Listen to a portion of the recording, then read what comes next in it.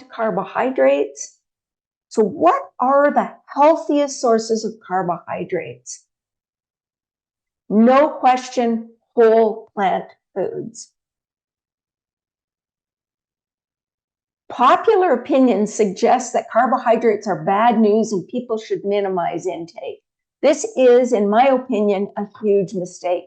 The healthiest foods on the planet get most of their calories from carbohydrates.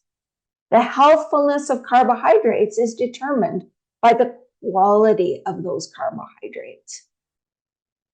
And carbohydrate quality, high carbohydrate quality is essentially carbohydrates that are intrinsic to whole plant foods. They're loaded with protective components such as fiber, prebiotics, phytochemicals, and antioxidants.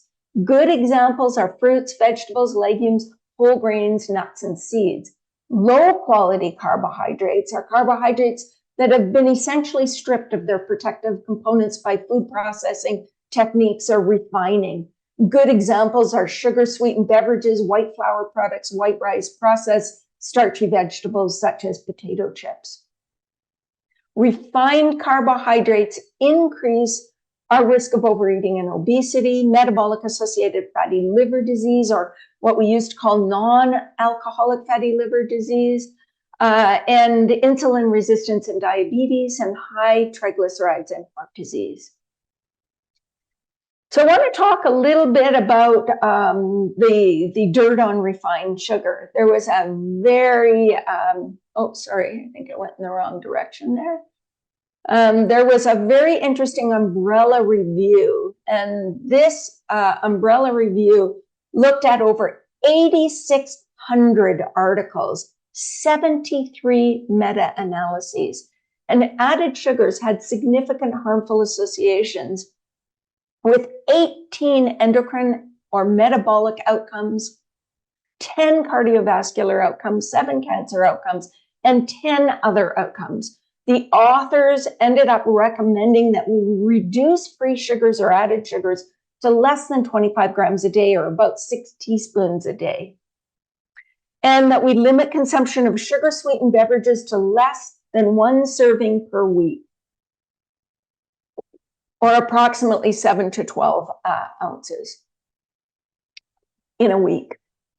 So, and then World Health Organization also recommends less than 10% of calories from sugar, or less than 12 teaspoons a day, but they add that less than 5% of calories, or 6 teaspoons a day, is better for additional health benefits. American Heart Association suggests no more than 6% of calories, or 9 teaspoons a day for men, 6 teaspoons a day for women. They also add no added sugars for those under 2 and less than 6 teaspoons a day for children and teens.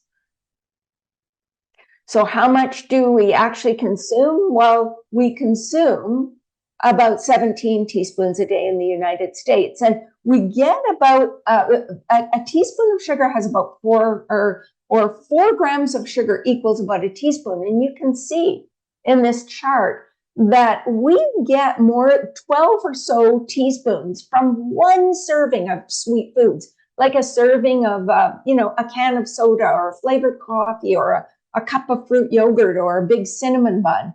We get close to the 6 teaspoons from, a typical energy bar, or a quarter cup of barbecue sauce. We get, about 3.5 teaspoons from 1 flavored instant oatmeal.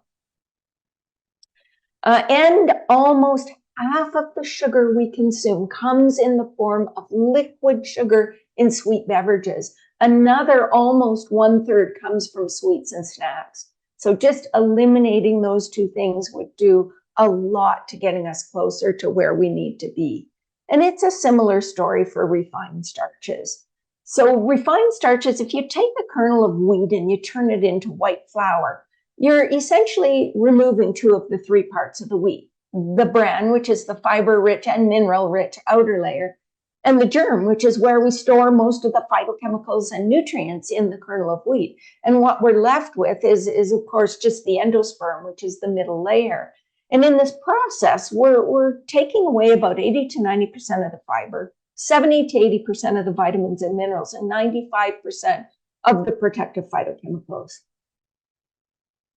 And then, of course, nobody eats a bowl of white flour. Before they eat the white flour, we tend to add fat, sugar, salt, food additives, and then we eat the white flour. And therein lies the problem. Not only have we stripped the valuable components from the flour, but we've added a bunch of components that we know are strongly associated with increased risk of disease. So it's a double whammy here. On the other hand, we know that whole grains are healthy foods. Whole grains, we have a 2016 meta-analysis of 45 studies that reported a reduced risk of mortality per 3 ounces or 3 servings of whole grains. All-cause mortality, 17% risk reduction. Cardiovascular mortality, 22% risk reduction. Diabetes mortality, 51% risk reduction.